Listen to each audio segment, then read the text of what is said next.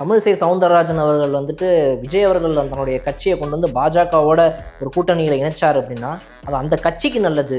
அவங்களோட சேர்ந்தீங்கன்னா உங்களுக்கு நல்லதுன்றாங்க. எதுக்கு? உங்களுக்கு ஓட்டு சதவீதம் அதிகமாகும், உங்களுக்கு நல்லதுன்றாங்க. நாங்கள் ஏங்க நடுராத்திரில சுடுகாட்டுக்கு போக போகிறோம்? அந்த கதை தான் இது. தமிழிசை சவுந்தரராஜன் அவர்கள் வந்துட்டு விஜய் அவர்கள் தன்னுடைய கட்சியை கொண்டு வந்து பாஜகவோட ஒரு கூட்டணியில் இணைச்சார் அப்படின்னா அது அந்த கட்சிக்கு நல்லது, அதாவது தாவேக்காவுக்கு நல்லது. அதை அவங்க புரிஞ்சுக்கலன்னா அவங்களுக்கு தான் நஷ்டம் அப்படின்னு சொல்லிட்டு அக்காவுக்கு வந்து எல்லாரை பார்த்தாலும் சரத்குமார் மாதிரியே தெரியும் போல.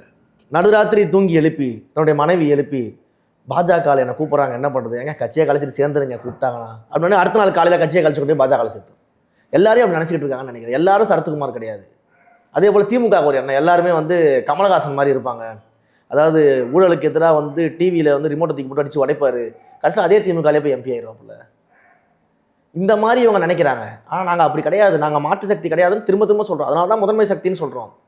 முதல்ல வந்து பாஜகவாலே தமிழ்நாட்டில் ஒன்றும் பண்ண முடியாது.